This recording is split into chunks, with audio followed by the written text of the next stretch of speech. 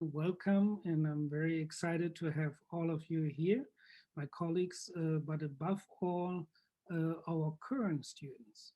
And of course, I'm very, very grateful for our alumni to see them. And we have four of them with us tonight: Surgeon Matthew Goldman, Joshua Guggenheim, Sarah Richards, and Alex Vinson. And it's not me who will introduce them, rather, they will introduce themselves briefly to us.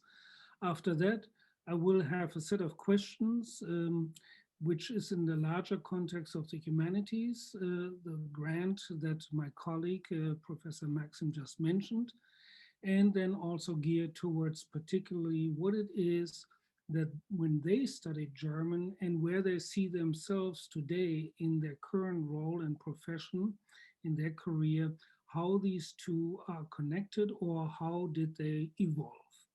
So, but first we'll start with having them introduce each other or each one of them for themselves. And I start with Matthew. Excuse me, just took a quick drink of water. So thank you so much for having me on this call. I'm truly honored that I was chosen to speak with you all, and I hope all the students on the call find this extremely helpful in your pathway towards finding a major and also your career. But just a little bit about myself. I graduated Emory College in 2005, but I also went to Oxford and graduated there in 2003. Super proud OC alum as well as college alum. German was my major, and I was a Spanish minor. Currently, I live in Los Angeles, and I own an Amazon delivery service. So a lot of people don't realize people delivering your Amazon packages are they don't actually work for Amazon. They work for regular people like me. And so I have like over 100 employees and 60 trucks on the road of people delivering packages in LA. And then through my time, I've been doing it for about a year and a half. If you watched my intro video, I mentioned I started a software company as well. Amazon doesn't give us all the tools to run our business, which they shouldn't. It's a partnership, and they kind of like let us run our own business. So they didn't give us everything we need. And I come from a software background, and I developed a software platform that I named after my golden doodle, Hera. So it's Hera Solutions, that helps Amazon owners like myself run their company. So I'm currently doing both of those. And as we get into this conversation, I'll share how being a German studies major was actually influential in me becoming a businessman and how I got here today. Because you'd probably be surprised, you didn't go to Goizeta? No, I didn't. And I'm still quite successful with my humanities degree. But enough of me. I'll let the others introduce themselves, and I'm excited for all of us to share how we got where we are today. Wonderful, Matthew. Thank you so much. And we certainly will come back to precisely that link to which you hinted. And now we'll ask Joshua to introduce himself. Hey, how's it going? Josh here. I guess I'm the second California alumni here based in San Francisco. I graduated in 2013, which unfortunately feels like 2 years ago, but isn't, I guess. Had the chance to have great classes with Professor Hoying, Professor Maxim, and Professor Schaumann, actually. So great to see them again. Sorry if I made your life hard during any of the years that I was a student, but my path basically at Emory, I was an econ and German major study. Afterwards, I worked for Deutsche Bank for 2 years, then moved into being a turnaround consultant in New York, and then moved into the private equity space. Currently working at a small private equity firm here in San Francisco. The German major, I think, was an awesome thing for me, both kind of intellectually and academically, but also socially. I have a ton of friends now that I met through that, and also just through being someone interested in German language and culture. And as we talk today, I think I'm happy to give advice on that, but also on how you can have a pretty enriching, fun social life with the German skills as well. So looking forward to talking today. Thank you so much, Josh. And you hit on a very important point, namely that you do study, of course, have your majors or minors here at Emory, or had them. But when you decide, such as taking German as your major or minor, that it actually goes beyond the immediate level of proficiency learning in the language or the intellectual stimulation that you will receive, but rather also has a social component and a human component that goes beyond the major. And we will come back to that as well. Thank you so much, Josh. And now I will ask Sarah to introduce herself. Hi, everyone. I'm Sarah Richards, and I just want to echo Matthew and Josh, thanking everyone for this opportunity to meet with you all, to speak with you all, to hopefully hear some really engaging ideas from everyone, and just to see so many lovely familiar faces as I look across the top of my screen. So it's wonderful to see you all again, and thanks for inviting me. Again, my name is Sarah Richards. I graduated from the college in '09. More than 10 years ago, shocking. And after a couple years teaching English in Austria, I came back and did my master's in film studies as well at Emory and graduated again in 2014. As you guys all heard on my video, I am currently teaching high school German in Gwinnett County at Collins Hill High School. We have a huge German program. I've got 150 German 2 students alone this year, which is awesome. And I love knowing, I know, it's amazing. I love thinking that in that classroom, I have the chance to work with the next generation of kids that maybe 10, 15 years from now might be sitting on a similar panel as this. So it's a real privilege. More about how I got there and how you guys can too. So thank you. Thank you so much, Sarah. And I think it won't be a real secret to find out how much you lure so many students into your classes. Your outgoing personality and friendliness, I'm not shocked, to be honest. So congratulations. And last but certainly not least, Alex. Hi, everyone. I'm really happy to be here and to see, again, familiar faces and to be able to share some of my own experiences in the ways in which I've had a sort of strange path with German language, but a really enriching one nonetheless. So my name is Alex Vinson. I graduated from Oxford in 2005 and from the college in 2007, so another very proud Oxford grad. I majored in psychology and linguistics, I think early on when it was a joint major, before linguistics was its own major. And after I left Emory, I went to graduate school in San Diego, where I studied sociology and science and technology studies. Now I live in Ann Arbor, Michigan, where I'm a professor at the University of Michigan. Mm-hmm. Very good.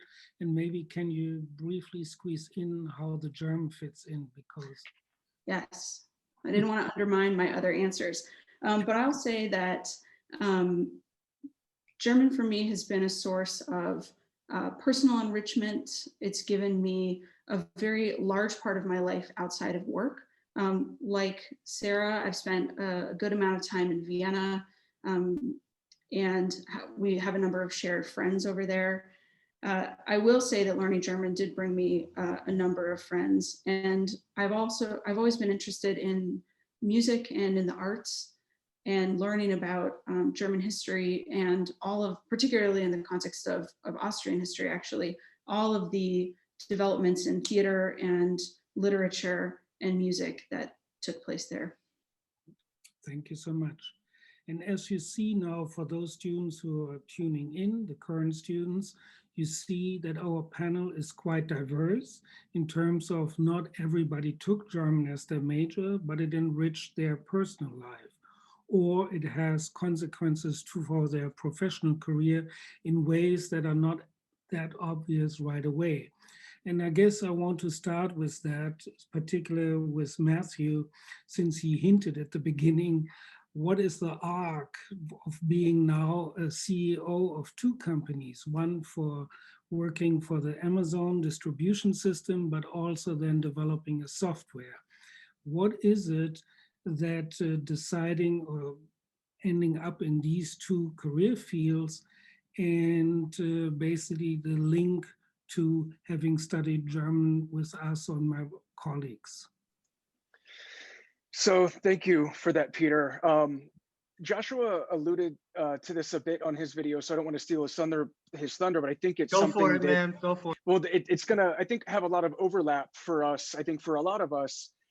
And being a German studies major, so we kind of live in a bubble in America, much different than other countries that have to be more aware of the world than I think Americans typically have, because we're number one, air quotes, you know, all of that. So when I took German, it gave me a new perspective on the world and even American history.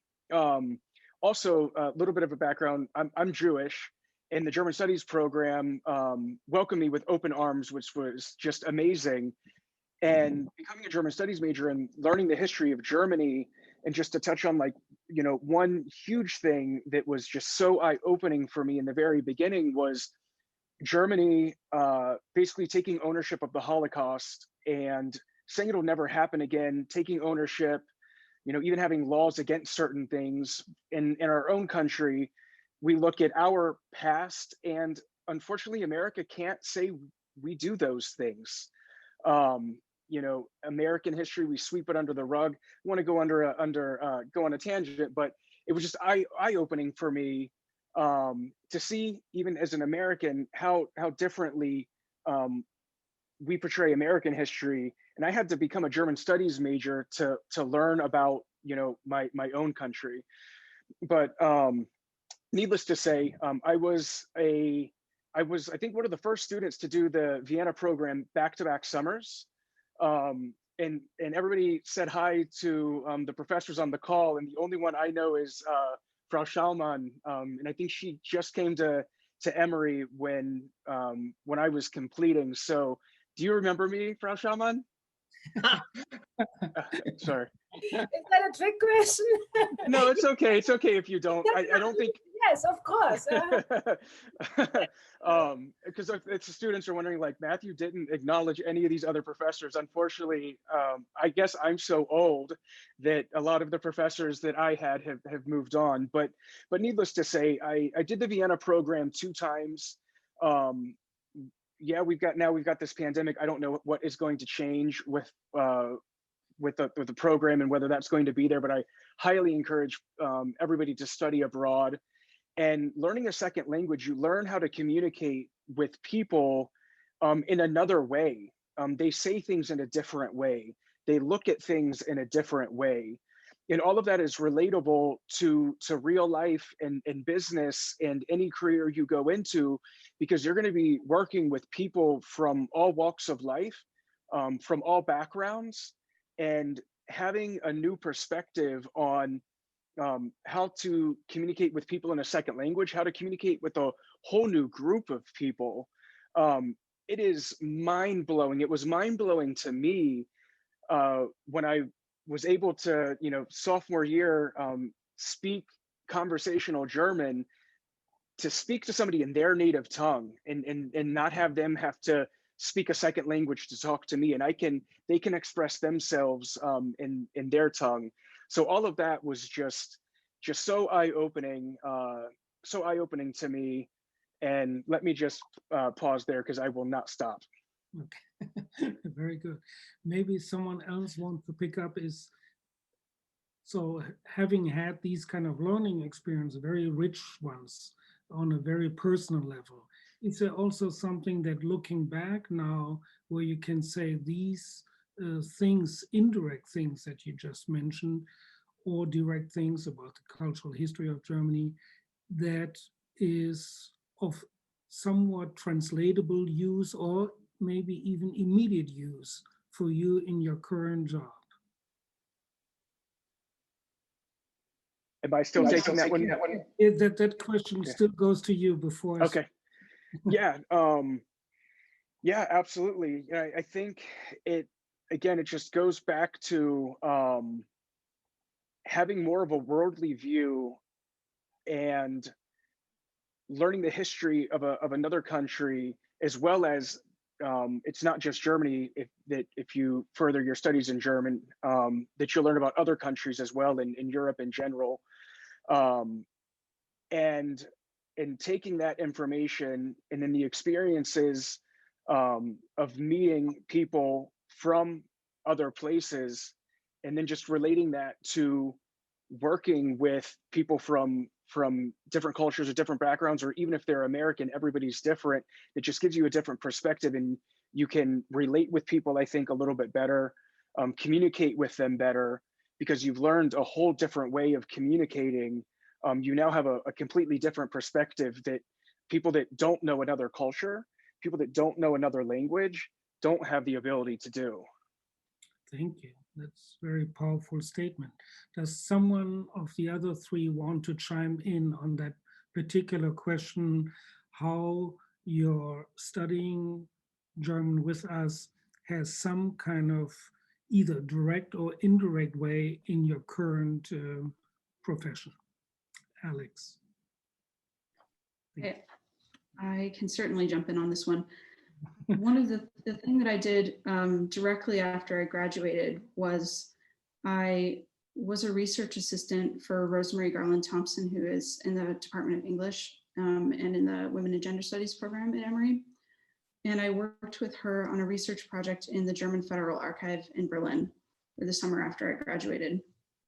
And at that time, I got a very late start with German. I didn't take German 101 until fall semester of my junior year.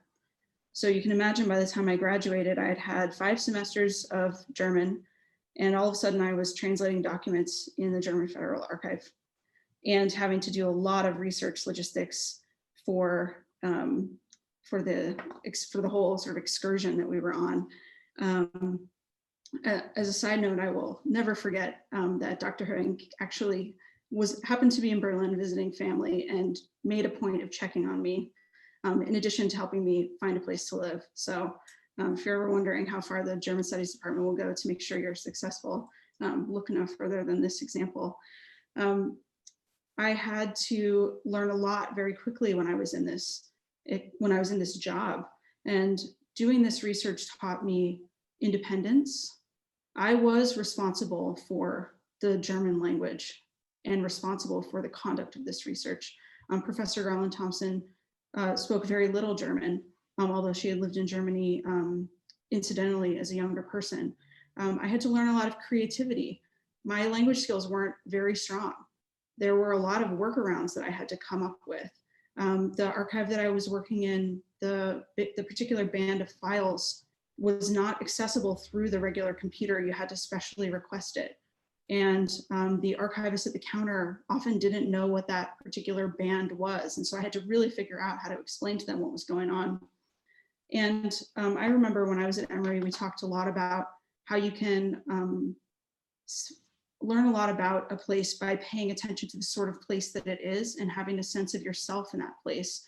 And so for me, learning German as a language and spending time in both Germany and Austria, it really moves beyond just the language for me, and it includes other aspects of the culture, such as the different sorts of infrastructure and different sorts of customs. And all of those were very powerful experiences for me, really very close to the beginning of when I started learning the language. Thank you. Sarah or Joshua, do you want to try to answer that question too? How studying with us German is translatable for Sarah? It's, I guess, the most obvious translatable of how it affects your current role or your current job. Josh? Sure. I mean, I think, the common thread is that no matter what you do, I think in this world, there's a lot about understanding different perspectives, listening well, and crafting a message and expressing yourself. And almost studying German was like, like going to the gym or something, like training yourself for the next round. Like, trust me, if you guys can understand Goethe and comment on that, you're going to be just fine in the next 10 years of your professional career. So for me, I mean, it's interesting because we're always, people are writing us things for work, or we're talking to investors, or I'm talking to employees or my boss, and it's really important to be able to listen to what people say, understand why they're writing things, and basically be able to craft a message that resonates. One example of a class that actually helped at Emory with this was actually the class with Professor Maxim on linguistics. I don't know if you remember this, Professor Maxim, but we basically went through the 5 major German political parties and basically read the Wahlprogramm and understood, which words resonate with which parties, why, what's the historical context, why would a word be used and not be used. Exercises like that are really important to, helping you communicate well as a professional, no matter what you do. So that kind of, mind, frame of mind for me was really invaluable in all the jobs I've had. Great. Sarah, do you want to state the obvious? Well, I was actually thinking, I was like, how can I make this not obvious, right? And so people often ask, what amazing high school teacher did you have that made you want to become a teacher? And I don't think, to be honest, of a high school teacher. I do think of the Emory German department. And I think that what I got here is what I'm trying to give the kids, maybe in a easier version a little bit, but basically the same things, but already at the high school level. So when they get to college, they can just build on that. And that's true clearly in language skills and cultural knowledge. Been true. First of all, like Matthew was saying, a lot of like global knowledge and just understanding what it means to be an American and how to interact with people who are different from you and have different perspectives, and just look at the world as a global citizen rather than just as a person in your small town in Georgia or wherever. And the second thing I think is to find like a love of learning and a passion for some topic, and it can be German. Great. I would love it in my class if German is it for you. But if it's the violin, if it's math, if it's chemistry, I don't care. But to just kind of model that passion for something, and in hopes that the kids see that and pick that up in whatever area of their life that they find interesting. So yeah, that was something kind of on a more meta level besides just the German itself that I got from my time in the German department at Emory. And it's basically, you speak really also on the power, all of you, on the power of humanities in general, beyond just German, German language, German literature, German cultural history. Very good. For the students who are listening in, I want to let you know, I didn't mention it first, is we will talk, or I have a few more questions for our guests, special guests, before we open up for a question session for you. You can type your questions in the chat function. We will have another 15 to 20 minutes where I'll ask questions to our alumni, and then we open it up for all of you. So let me ask you, having listening now to you tentatively, how you bridge really basically saying, yes, we learn German and it has opened our mind. It has really strengthened our communicative skills with people from all walks of life and from all different kind of cultures and nations and countries. Can you remember, and Josh picked on it already, is can you remember of particular classes that were, looking back now, particularly helpful for you, meaning in German? Was there something where in some of these classes where you said, yes, today I even think back of that particular class? And I might give you one little anecdote from one of my students who wrote maybe a decade ago to me, and she sent an email and saying, do you remember me? And I needed to really think hard. Yes, I did remember her. She was quite a wild student, I should say. And I asked them to memorize a poem by Ingeborg Bachmann. And she wrote to me and said, you know what? I never forgot that poem. And I liked it so much that I teach it my own daughter. She lives now in Italy and does horseback riding. But that's, of course, a very, how should I say, tidbit of that, what you take with you from one particular class. And I'm curious, is there something looking back, and Josh mentioned already, that was particularly useful? Was there some other things that you learned in one of the classes in our department with colleagues, from former colleagues or current colleagues, that has been helpful in one way or another? And I'll leave it up to you who wants to start.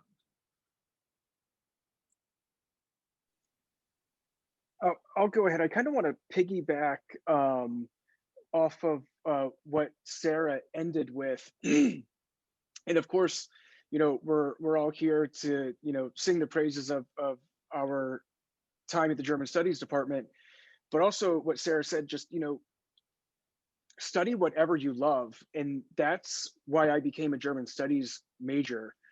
I didn't have plans of becoming a professor. Not that there's anything wrong with that. That wasn't why I became It is. A German Studies major. I took it freshman year, took 101, went to Germany to the Goethe Institute for winter break, came back speaking broken German, took 102, and then did 201 and 202 in the summer in Vienna, and then came back to Oxford, and it exhausted everything at Oxford. And then that's when I commuted to main campus for 300 level. And needless to say, I fell in love with it. So you can find a job, I think, with any major that you take. You don't have to be a poli-sci major to become a lawyer. You can be a German Studies major and still become a lawyer. You will absolutely still get accepted to law school being a German Studies major. So if you find that you do enjoy German and you want to learn the language and you want to learn the history and culture, and you want to become an attorney, you can still do that. I'm a businessman. I didn't go to Goethe. I did later get my MBA. I didn't mention prior to, but college is ultimately all about learning, and you should, Emory, college isn't cheap. You should be, enjoying your time there and learning things that you want to learn. And that's the beauty also of college and taking, various courses in the beginning, is you get exposed to so many different things. And it exposed me to German, and fell in love, and went to Germany and again fell in love. And then it became a major. I'll tell you just one little piece. Every winter break and every spring break and every summer break, I went to a language school on my own dime. The summer breaks were the Vienna trip, and then everything else I would just go to whatever language school I could find, whatever. With that said, I didn't do any internships throughout my time at Emory. And although all of my travels, I kind of maybe did a little too much of the language schools abroad every break, because I didn't have any internships, and I didn't know what I wanted to be when I grew up, because I didn't have any work experience while I was at Emory. So if I could pass on any advice, have a balance between studying abroad and exploring other career options and internships. Because I think that's the one thing I kind of stole from myself. I got so immersed, and once I literally became fluent in German by the end of my second summer in Vienna, I then went on to Spanish, and then became a Spanish minor, and then started going to Spain, Madrid for a summer. So if you can learn from me at all, is do an internship to still explore job opportunities. But let me stop there. Yeah, very good. And I should add that since you left Emory, we in the department were fortunate enough to have launched some internship opportunities. Josh was definitely someone who benefited from it. And Alex mentioned already something that she did right after she graduated. That's outside of the immediate use and before going to graduate school. So we are fortunate to have internship opportunities for our students. They have become fewer, I should say, because the field has become more competitive, but nevertheless, we have the opportunity these days. Josh, would you like to? I would, yeah, no, sure. And I'm just thinking maybe it's lucky that I went to school 7 years ago. I might not have been accepted if I applied this year with how competitive it is. But I was basically the first class to do the internship, and I actually did it again. So I did a summer in Berlin and then a summer in Munich after. And it was just excellent. It was an awesome time to basically live alone, frankly, in Europe, learn German, and also gain work experience. It was like a perfect way to spend 2 summers. I'd say that really helped me because for a couple of reasons. Number one, it looks awesome when you're applying to jobs later on and you've got 1 or 2 international internships. It's a great use of time, obviously, but also it's great for your resume. It has been awesome as far as meeting people. Like still to this day, I have a ton of friends from that internship program. Actually, interestingly enough, the chairman of the internship program, Christoph Ruckel, is also a friend, and I actually am now friends with his daughter, by the way, Peter, in San Francisco. So the network really grows from it, which is fantastic to see. But honestly, if to go at age 21 or 20 to have a summer getting paid in Berlin on your own, that shouldn't require too much more convincing from me. And if you need any, just go and you'll know what I'm talking about. I hear you. I hear you. Very good. If the other two want to chime in, Sarah or Alex? I will. Okay. I have slightly maybe silly but genuinely meaningful memories of assignments. The first one is Professor Aui assigned us to write a 15-page research paper in German, and it nearly killed me, like quite literally. But it didn't, and I look back at that, and almost anything I've been asked to do ever since has been, oh my God, I wrote 15 pages of German. I can write this other thing. It'll be fine.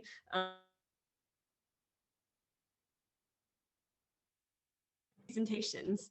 Whenever I have to speak in front of a crowd and I get nervous, I think I used to stand up in front of a college classroom and I had to present not in English, but in German. If I could do that, I can talk to anybody. And now here I do speak in German in front of crowds all day, every day. But those two things have kind of been real touchstones for me of challenges overcome and succeeded. And that's cool to carry with you. Thank you. Great story. Alex? Yeah, I'll jump in and to append to my earlier answer about why I was doing all this work in the German Federal Archive and what that had to do with the rest of my life. Obviously, I went on to graduate school after this, after I finished that experience, and I had made a major field switch from psychology and linguistics to sociology and science and technology studies. And oddly, I had this little bridge right in the middle, which was my German language experience in this one short 2-month period working in Berlin. But when I was able to apply to graduate school and show that I had international research experience, in addition to the relatively modest research experience I had when I was at Emory, those two things came together and I think really eased the path for me, even though it had really nothing to do with what I went to graduate school to study, which was medical students and how they become doctors.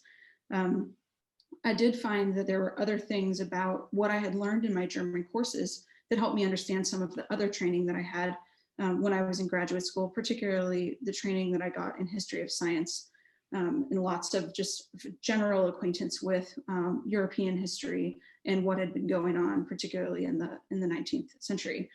When I think back about particularly helpful or useful classes, I got such a late start that I had 5 grammar classes, and that for me was really fabulous. Of course, we did read literature in some of those classes, particularly when we were in Vienna. But the things that I really appreciated about my upper level classes was how much I was able to write. For a very long time, I had a much easier time with writing than with speaking, but also I found that when I was learning the language, writing was like speaking, but in slow motion. I could really figure out what I wanted to say, how I wanted to say it. And I found that doing extensive amounts of writing, not just my assignments, but I also kept a journal in German for, I don't know, at least months. Whenever I was in Berlin, I had a long running journaling practice, and that really paid off in my speaking. And then I will say that having spent a lot of time in Vienna, being able to augment my knowledge of the language and the culture through just real life activities, getting cheap tickets to an opera or cheap tickets to a play, and going and seeing direct source material, going to readings, going to concerts. Those were things that helped me continue to build sort of in a lifelong learning way upon what I had already started, upon this foundation of grammar and of literature. Thank you so much. And you basically all answered already in one way or another how much studying in the humanities, or in particular German, really has enriched your personal lives very much. Not only touched on your professional lives, but really on a much larger scale, or as Sarah said, at the meta level, right? I have only 2 more questions that I want to ask you. And the first one is really, what do people in your field, I mean, again, Sarah, I can imagine, but still you might be able to answer. What do people in your field look when hiring someone, particularly students with a BA or a student who comes and has German as their major or minor on their CV?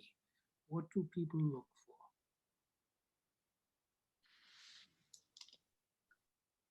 I can kick this one off. I don't hire people, but I do accept graduate students to study with me. So if you're thinking about graduate school, clearly I've shared my own personal experience, but I do find that if you have learned another language and you've learned it well, to me it shows that you're determined. You've done something that is considered to be relatively difficult. It shows that you have a wide range of interests. I'm unique in that when I studied German, I mostly took grammar classes, but most people take literature classes and history classes and classes about politics. And that's by design, right? You're sort of forced to do that as you go through the major. I love to see that someone who's just finished college already has a really wide range of things that they've been exposed to. International experience helps, sure, but I would consider it secondary because I know that it can be tough to get abroad, and that doesn't necessarily stop you from learning another language and doing it well. It also shows me that you're probably creative and resourceful, probably hard-headed enough to make it through a PhD program, and you're probably willing and ready to learn. Thank you. What a wonderful answer. For me, it's easy. If I see they studied French, automatic delete the candidate applicant immediately. But no, I think really, like the other guy said, it's all about having something you actually know about and something you're interested in. If I get someone's resume and then I interview them, the first thing I don't really care what they studied, but I want to talk to them about what they studied. If they did history, okay, tell me about what interests you in history and what about some event. Or German, okay, you went to Germany, what did you learn, blah, blah, blah. Like, you just need to have something in your resume that you're passionate about to convey enthusiasm and actually know about. The worst thing is that you get someone who, they have a beautiful resume, but they don't know anything about anything that's on the resume. So whatever you have, like, be excited about it. And I would much rather have like an engaging talk about something interesting on your resume rather than going into detail about your grade point average or personal life or whatever. So yeah, thanks, Josh. Very helpful. Yeah, Sarah. I thought of something useful to add. As a teacher, you have to be certified, but you can do that after the fact, right? If you learn the language, it's a lot easier than trying to get certified first in college and then go back and learn a language or something.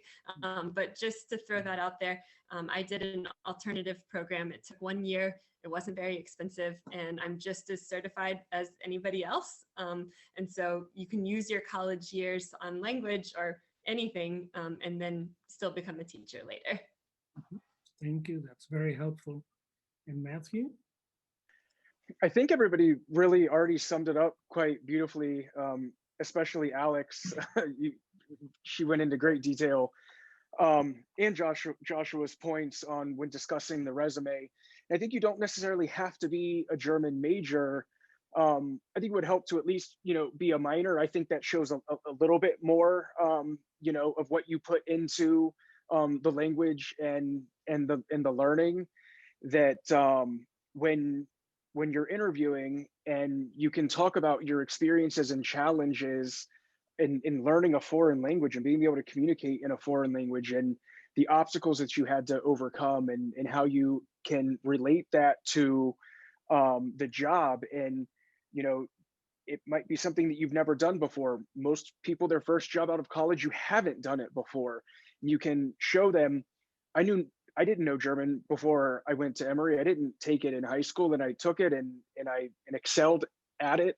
And what Alex said, it shows your intelligence and your perseverance and your diligence. And on the weekends, I had my flashcards and I was on my sofa and I was going through my flashcards. It is rote repetition. It's not easy. And you can convey that in your interviews, and not just that it's difficult, but also it makes you different than others, that they just did a run-of-the-mill major and have this run-of-the-mill what everybody else does.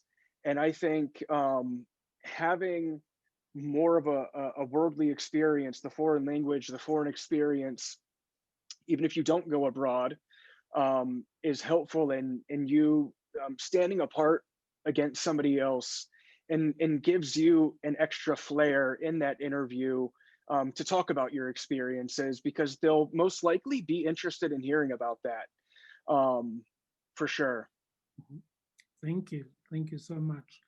And my last question, before I'm pretty sure students will have other questions, but my last question to you will be, knowing what you know today in your professional life, what is it that you wish you had known while you were at Emory? Is there something you said, Don? And I think Matthew already touched on it. Like he said, I wish I had been advised on internship opportunities. But is there something else where you say, looking back, I wish I had known that you would like to see corrected, so to speak, even if it's too late? Matthew. Yeah, I'll share another regret. I'm very passionate also about learning from other people's experience, and I am love to share, my trip ups, and in hopes that others learn from them. So when I was job hunting, when I graduated, I had the opportunity actually for an internship at a small pen manufacturer in Germany, and it would have been in a village that had wild boar. And I didn't do it. I passed it up. I passed it up to do sales in America, not use my German, what I just spent 4 years, every winter, every summer, every spring break, everything. I was like, I don't want to do an internship. I just graduated college. I'm better than that. Or, and do I want to be in a village, or do I go get a big boy job in America and get started on my career? I have a feeling I might be living in Germany today had I taken that internship, because I probably would have stayed. I probably would have gotten the job. and I probably would have stayed at that company, and I'd probably still be there today. I am still very happy for my life. I served in the military. I was in the Marine Corps. You know, I got my MBA. I actually learned modern standard Arabic in the Marine Corps, so I learned another language.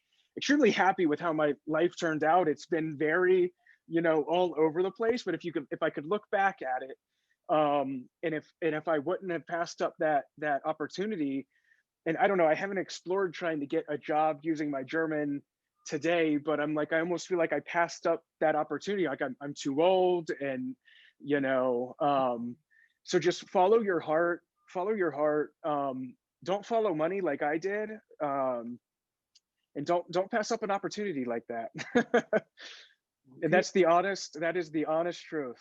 Okay, thank you. Anyone else want to share what it is looking now back to you wished you had known while you were at Emory? I can jump on the back of that. Sure.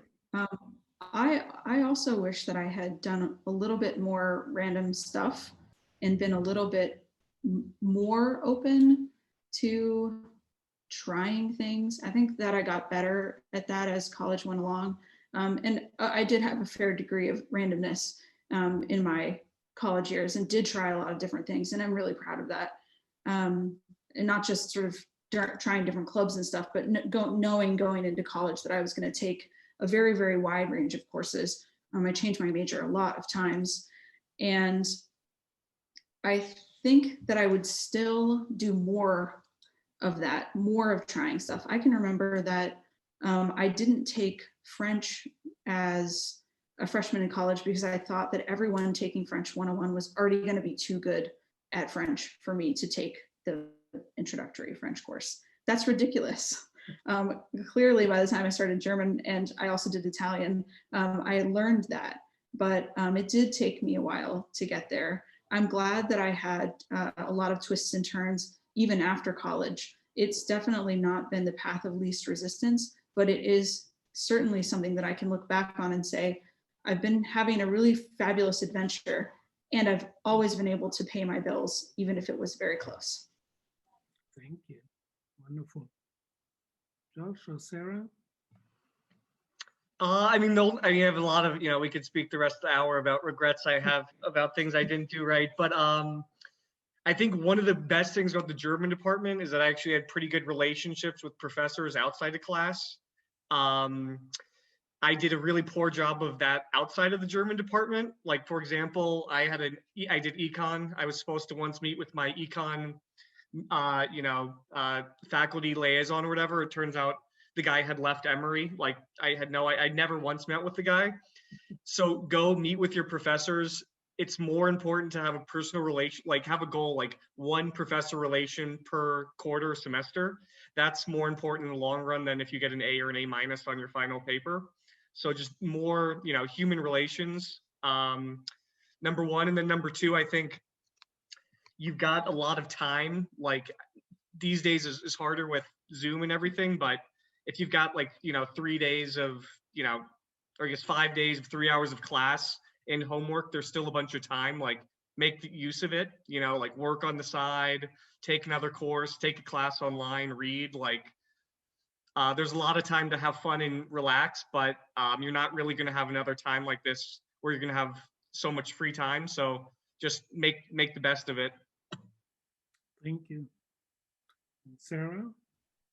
Yeah, I mean, actually, pretty much the same things that everyone else has said is what I was thinking. If I could go back, I would just take more classes, overload even more, and more random stuff. Like try every department. I tried to try as many departments as I could, but I would, try more. It is really true. The second you aren't in school anymore, no one is just trying to present well-organized, interesting things to you for you to learn. And it gets a lot harder. So take advantage of that while you've got it, because it's super fun and it does go away and then you miss it. Thank you so much. And I have to officially, I can give you now a certificate for being the perfect advisor at Emory. If you ever look for some new job, please apply at Emory for becoming an advisor to our undergraduate students. Wonderful things that you shared with us, but now we have time for students to pose their questions. Of course, also my colleagues are invited to discuss matters with you.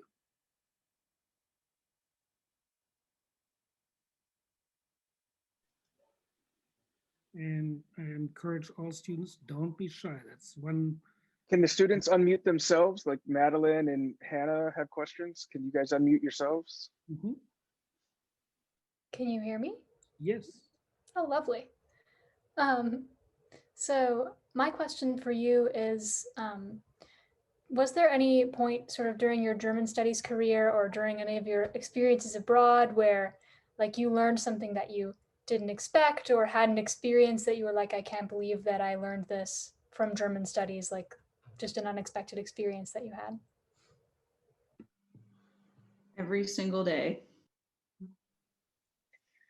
Yeah, that I mean, they're truly endless. And from my time abroad, again, just truly endless, learning so much about different culture. For example, tell you guys a funny story. So I lived with a guest family in Vienna with the Emory program, and indulged in too many adult beverages with a friend one night, and my friend had a little way too many, and I brought him back to my apartment because I wanted him to get home safely. That was a huge no-no. I had no idea, the cultural differences. That was just total verboten. And I thought, I was doing a good thing by, getting my friend home safely. That one sticks out. Just cultural. You'll just learn so much about just things that we do as second nature, but it's just not the same everywhere else, and it's neither good nor bad or neither here nor there, but it's just, just something different. So just there's countless experiences like that. Let me briefly add that when students ask a question, maybe briefly introduce yourself. I know Madeline because she's an advisor of mine. She's in the first semester at Emory. So, and she is going to major with us in German. Hello, my name's Sahil. I'm a junior, and I'm taking German 101 right now with Professor Voigt. And so one of the questions I would have is that as someone who's looking to study abroad next fall, I hear you guys, several of you guys have spoken about the Vienna program. So, what's been really special about that specific program? And I guess, is it like a popular program to do at Emory, and how is it like filtered through with the German as well? So how much time do you have, Sahil? Yep. Yeah. 3 hours. We can talk all night about the Vienna program and you will be tired of it. I'll say that briefly. It's a question to the chair in a way. It's the summer study abroad program in Vienna is Emory's longest standing summer study abroad program, consecutive to speaking. Last summer was the very first time we, for obvious reasons, couldn't do it. And it looks like we are unfortunately not able to do it next summer because we simply are in a state where we can plan ahead 6 months from now. That's sad, but that prevents us from doing it. We are looking currently in the department for creative solutions, but we are now hopeful that we certainly go ahead and have some alternatives, and soon can share them with you as all students and current students. Sorry that I interrupted and didn't let the alumni go ahead, but believe me, Sarah and Alex can tell you, and Josh, a lot, and Matthew, a lot about Vienna. Go ahead. I don't want to be the one to talk the whole time. Yeah, I mean, there's so much. I can't even hold back how amazing it was, just to live in Europe and be able to go to the park and have wine and cheese with your friends after class and go to an opera. I'd never been to an opera in my life. I've been to more operas than I can count now because of that trip. You know, just getting to explore the city and everything it has to offer, and just experience Europe, Vienna, Austria, the food, the people, things that you just can't do in America. Going in and go to art galleries and the architecture and studying the buildings. Also, so when you go there, everything that you study, you get to go see it.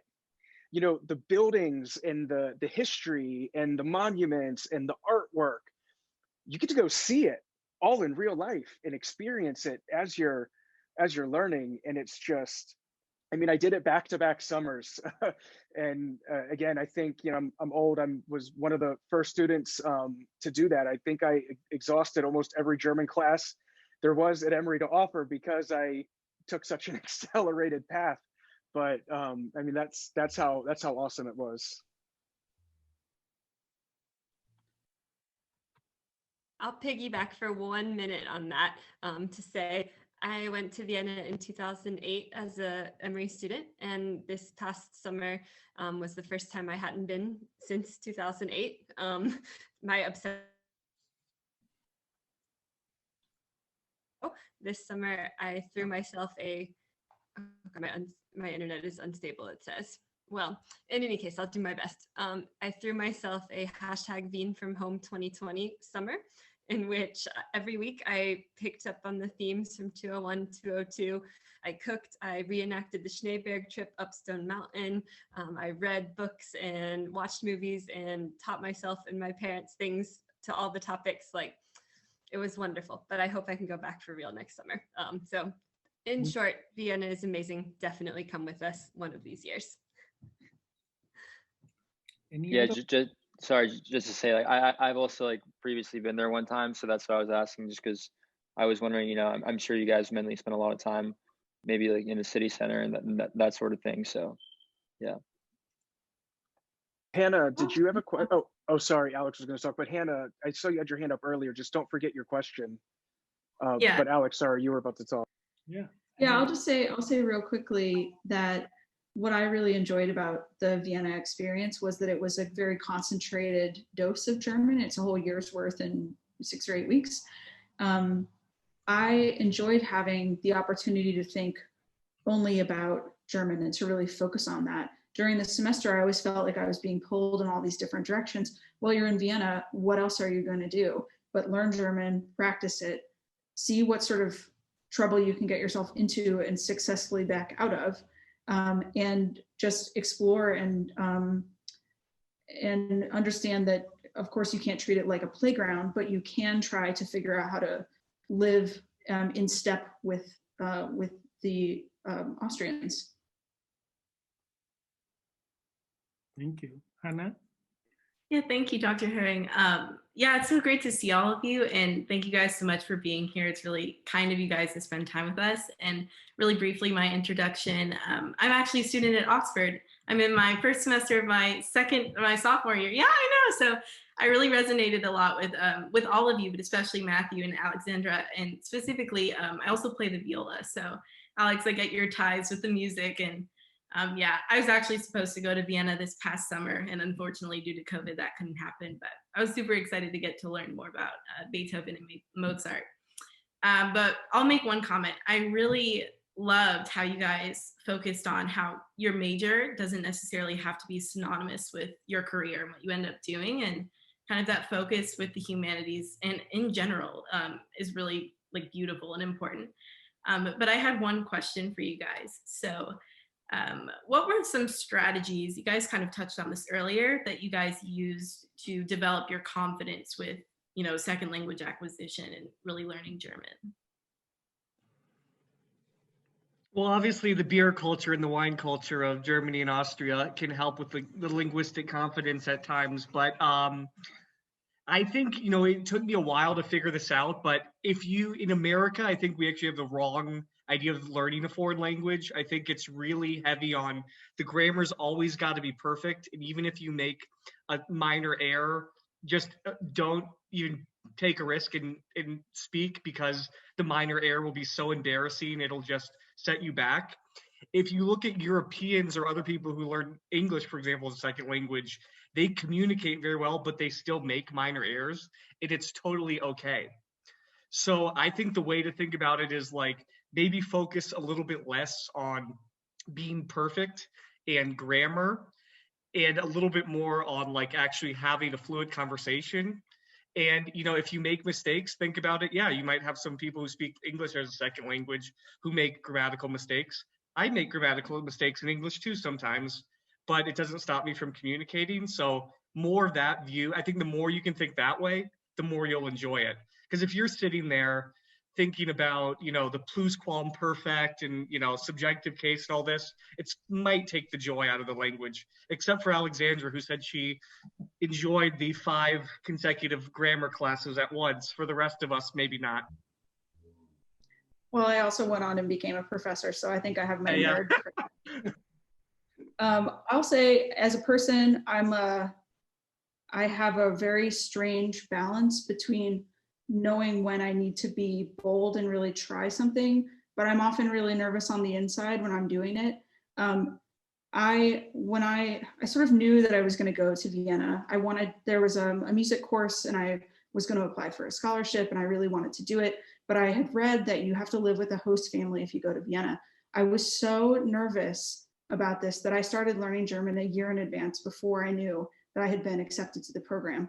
So I think that if you can figure out how to just put one tiny little foot in front of the next one, then everything will be okay. You can learn to trust yourself and you can have incremental success. And everyone that I have ever met in the classroom, whether it's been at Emory or during my experience in the Vienna program or later in my experiences in Berlin, they've been very patient. And I've been told actually many times by Peter that I am sort of my own worst enemy. I'm more impatient with myself than other people are with me. So I would say just try it. After a while of going over to Vienna and Berlin, I got really courageous one year and I had a visa problem and not enough money to fly back to the United States and then come back over for a conference in Denmark that I needed to go to.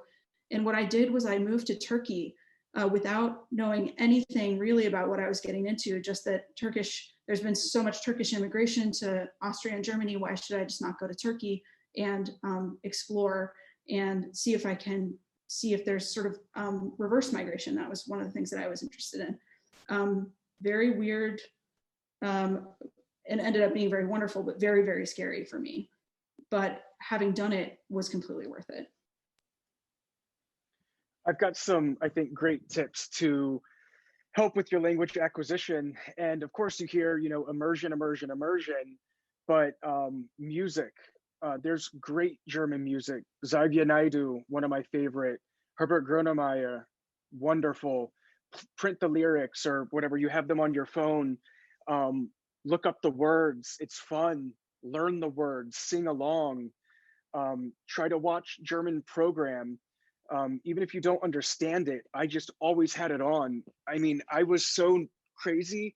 I would fall asleep listening to like audiobooks in German or German language cassettes they existed back then.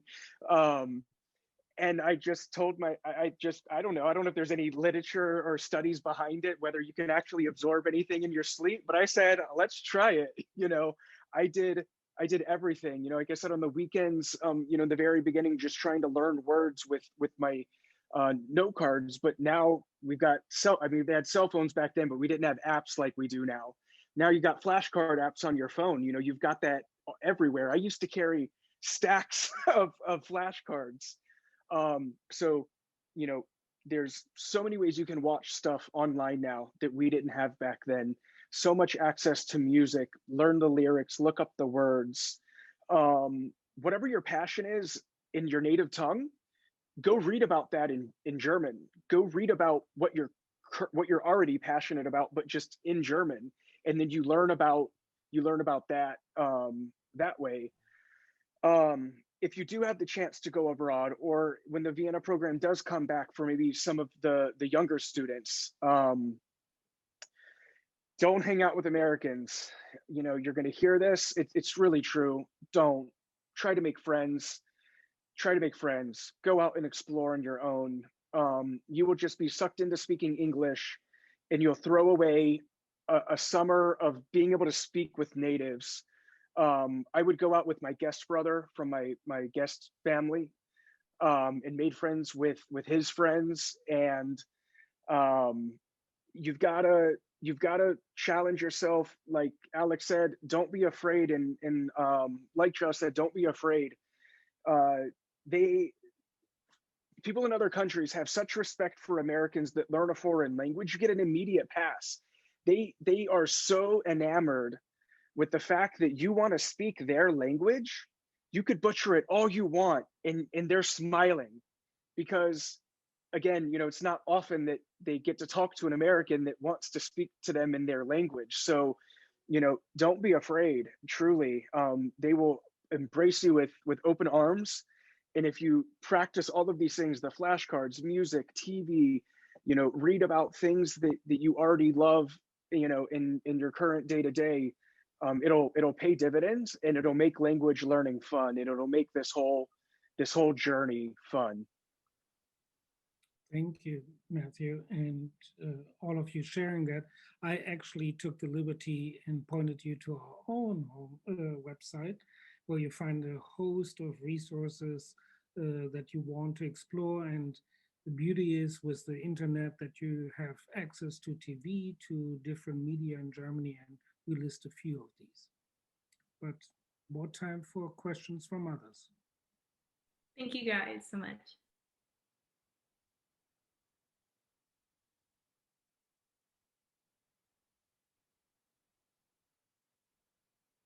As I said before, don't be shy. As you can see, we'll talk about literally anything.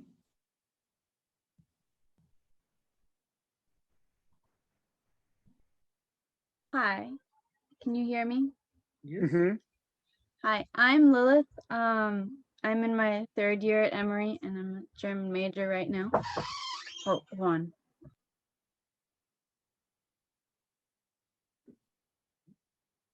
Sorry, I'm back. And my question for you is, I know Sarah has this experience and she mentioned it, but do you guys have you guys taught German much, like as a tutor, or even like taught English much? Does that help? Like, what's your experience with that?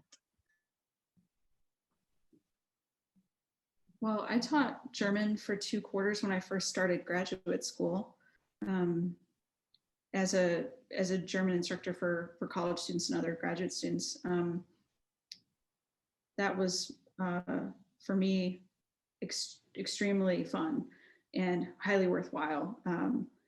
And unfortunately, I had to move into more specialized teaching in my field, but I really look back on it with fond memories. And I would encourage, if you have any kind of interest in teaching, to try either teaching in English, which I think Sarah probably will say something about, or teaching in a foreign language.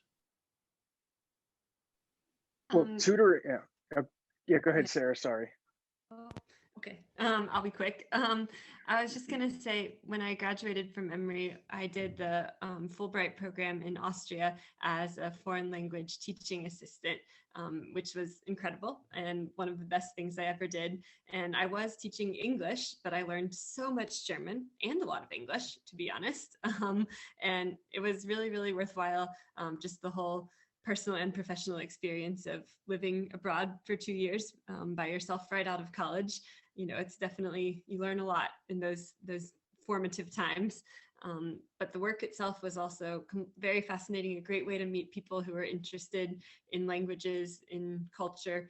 And I would definitely recommend it if you're at all interested in teaching. And even if you're not really, I would still recommend applying for that Fulbright program when you graduate, either in Austria or in Germany. Yes, Professor Maxim just put it in the chat. I was going to say I highly encourage third and fourth year students to tutor the freshmen. It reinforces your own knowledge, and you even brush up on some of the small things that you might have forgotten from your early 101, 102 days. And I believe somebody on this call is still on this call that I tutored way back when, which is Therese, that you might all know from the German department. Sarah's looking crazy. Yeah, I actually tutored him way back in the day. We both went to Oxford as well.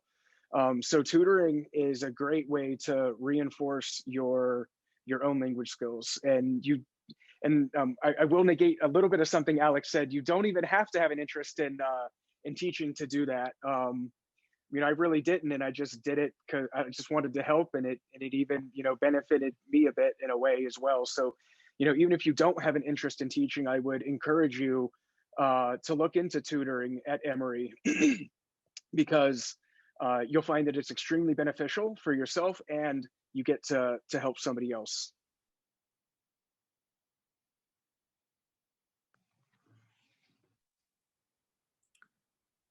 Other questions coming up?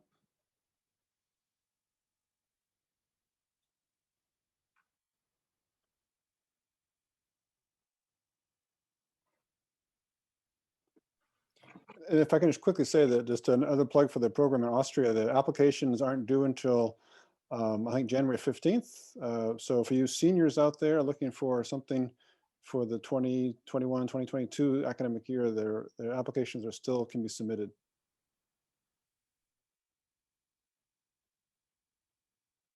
Thanks, Max.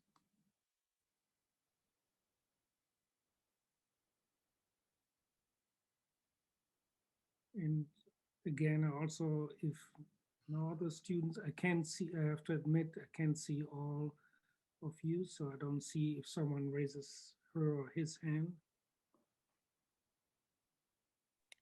Can I ask a question if no students have any questions? Absolutely, and let me introduce, this is our new colleague, Assistant Professor Didem Uja. She just joined us this semester. It's her first semester here at Emory. She received her PhD from UPenn, and prior to coming to us, she was at Colgate University. Thank you, Peter. So nice to meet all of you, and it's really inspiring everything that you're sharing with us. I really appreciate it.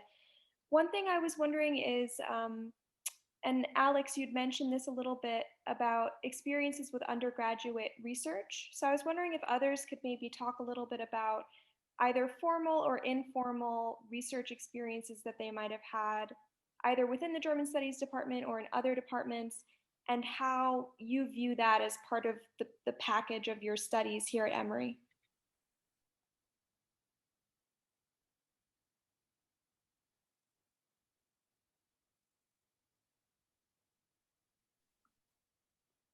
I don't want to be the first one to jump in since I've already spoken a little bit about this. So I'll sit back and give someone else a chance to jump in.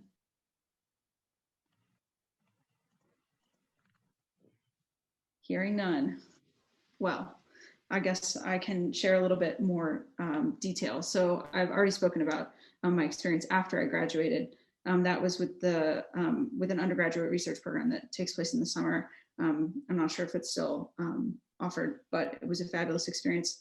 I highly encourage you to apply for the types of mentored research experiences that are paid research experiences that you can get while you're at Emory. I figured out somewhat early on in college that I really loved doing research, and I thought that I was going to go to graduate school. I had no idea what sort of graduate school I was going to go to, but I heard from somebody that if you wrote an honors thesis, maybe it would be easier to get into graduate school. So after a lot of sort of false starts and changing my major, et cetera, I ended up writing an honors thesis in linguistics, which was only possible for me to major in actually because I had taken German classes. And I worked with Dr. Susan Tomasi in the linguistics department and had a fantastic time writing a thesis about how doctor-patient communication can affect the management of chronic disease. And that really set me on the road. But one of the things that I do wish I had known more about was maybe working in a lab as a research assistant, which I know is very common in the natural sciences and in psychology, or even just finding out about some of these research programs a little bit earlier. Maybe I could have done it more than one time.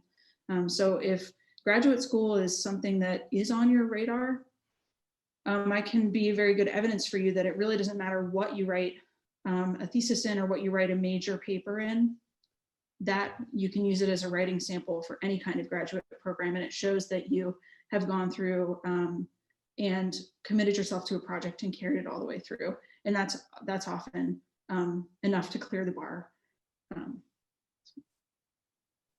Thank you. And thanks, Therese, for giving special recognition to your tutor. And of course, we could have invited Therese to be on the alumni panel. At some point, we will do so. But it might be embarrassing for us as colleagues, who knows?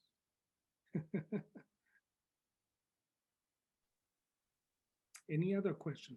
Max? If I may, I'm just curious, maybe because I remember my senior year quite vividly and trying to figure out what I was going to do, where I made a lot of changes to my plans.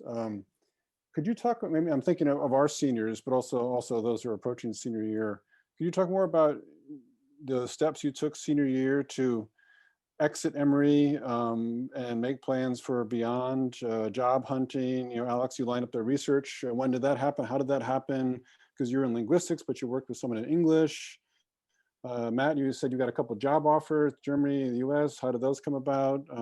Sarah, I know you went straight into the Fulbright program, but did you have other things in the cooker? I'm just curious about if you could walk us through your, as you see the end of your Emory education and where that you might be headed.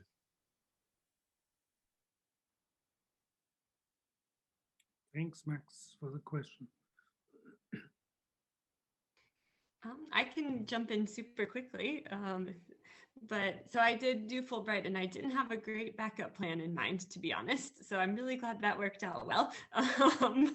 Yes, exactly. Yep. Save the chat. That's my story too. If it didn't work, I don't know what I was going to do. But I did, before I went to Fulbright in the fall, I did do a summer teaching job with a company called the Institute of Reading Development. And I actually saw a job ad posted in the Writing Center at Emory and thought, ooh, I like reading. I'm interested in teaching. And I literally just kind of cold call applied and was able to get that job, which was a really fun summer. I still teach with them sometimes when I have time, and I learned a lot from it.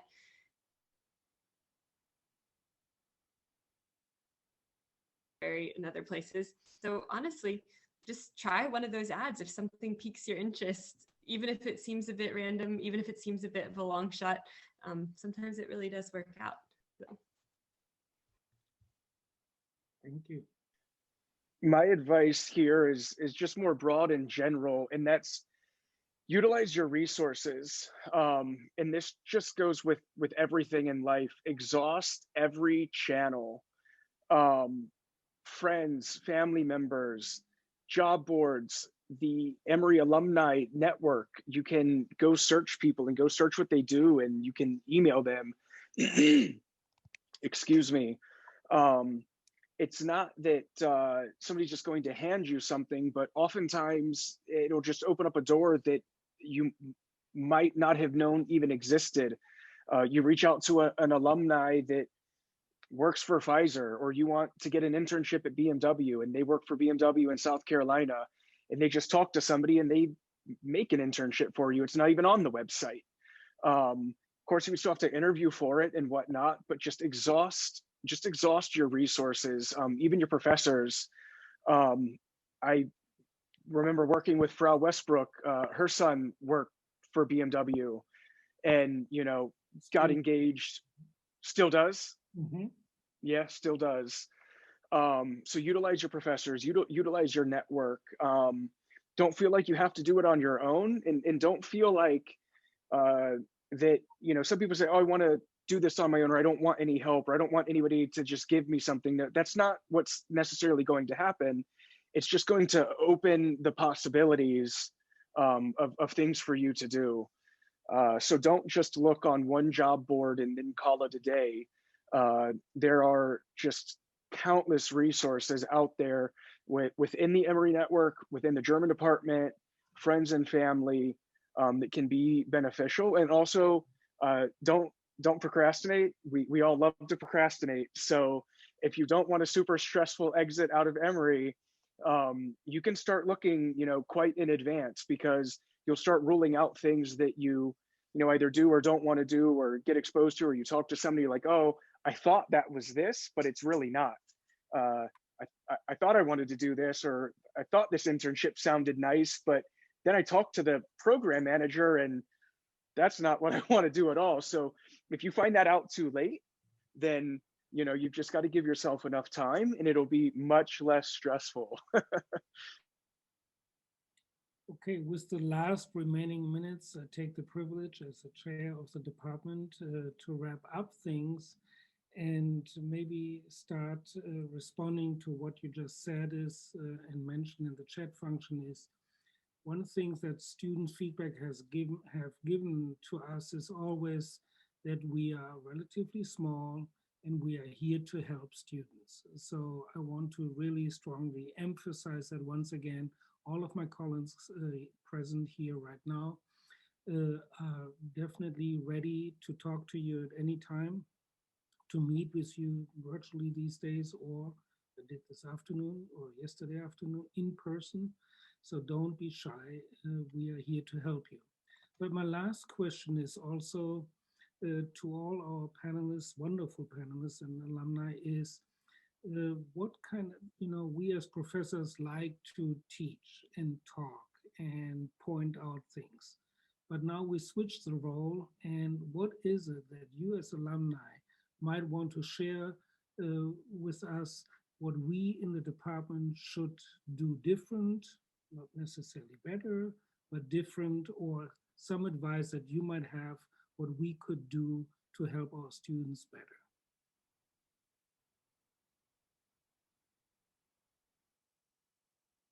And thank you, Matthew. That's also wonderful. We will share with our students the email addresses of all panelists. So also they are very helpful, as you can see. But once again, to our 4 special guests, what is it that you might want to give us as a department some advice of what we can do different or better? Well, probably, maybe it goes both ways, but I think the first thing is that the nice thing about German is like the language is interesting, but also the application of the language is really interesting. So, in the department, you're not only learning German, but you're learning about modern history or film or art or business or whatever it might be. So I would just continue to think about that, interesting applications of German are really what drives the value for the students. And through German, they can not only learn the language, but also learn about other interesting subjects. But I think it also goes for the students. Students like you guys, dear students, make time with their professors and see them more as peers rather than professors, I guess. If there's something that interests you, like biology or history or whatever, you can tell the professor, hey, I'm really interested in this. Is there a way to combine it with my German studies? The chances are, yes, there is. So, just make sure, just know that there's more to, German than just getting the verb endings correct, although that is critical. Like, it's what you do with it that really makes it interesting. And don't be scared about letting people know what your interests are. The professors are there to help you, not the other way around. Thank you.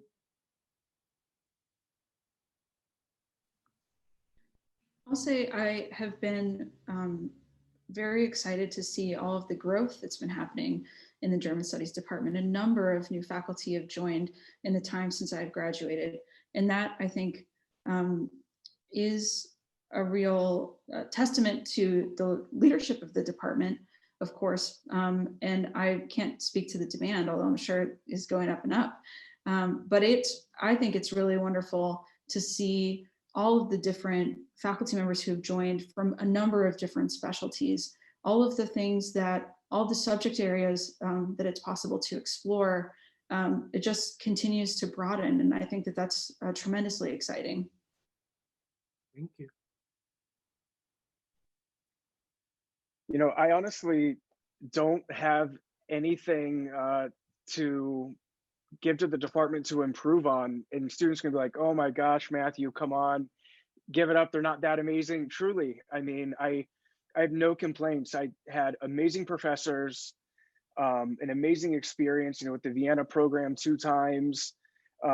They all care so much. You know, I still get choked up when I think about Professor Aoi passing away, and I found out about it much after the fact. I would have been at his funeral and even spoken if I could. I loved that man. We were so close.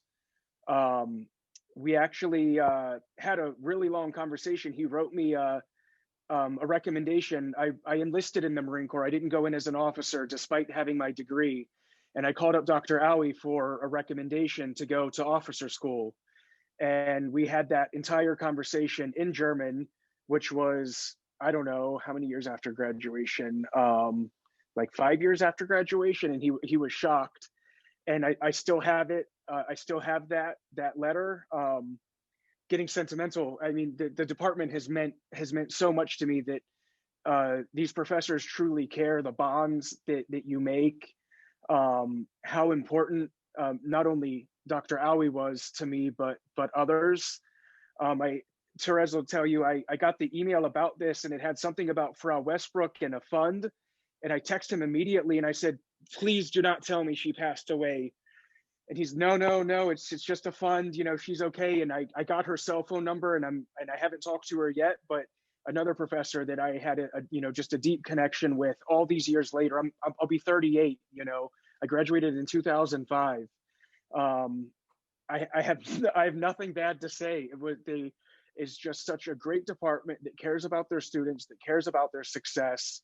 Like Josh said, if you want to write a paper on something and bring something that you're passionate about into your German class, they'll probably allow it. The department is about learning, is about you advancing yourself in every regard. And so, yeah, with that said, I unfortunately have no feedback. Maybe add a bit of modern music, you know, maybe even in the entry level classes. It doesn't matter if you like rap or heavy metal or Mozart.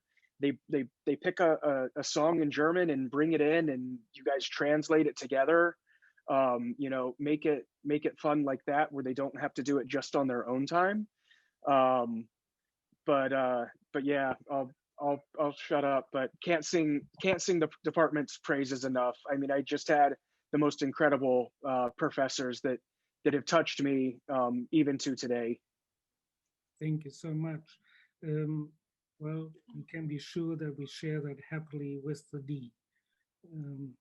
Okay, Sarah, any input for us?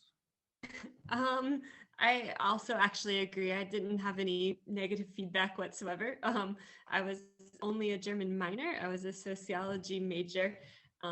I literally have not spoken with or interacted with anyone from the sociology department in the last 11 years. I had a good time. I learned a lot, but this is different, right? So I think everyone here recognizes this, and we've all said it in 100 different ways. And the fact that we're here says it even without words. So yeah, German department love, and thank you all for everything. Well, beautifully said. And my heart goes out to all 4 of you for joining us tonight and taking your extra time and sharing your experience and sharing your experience here in our department and beyond, and your professional life. And I'm also thankful on behalf of the students that you are willing to continue. And all I can say, thank you, and we will continue. Bye-bye, everyone.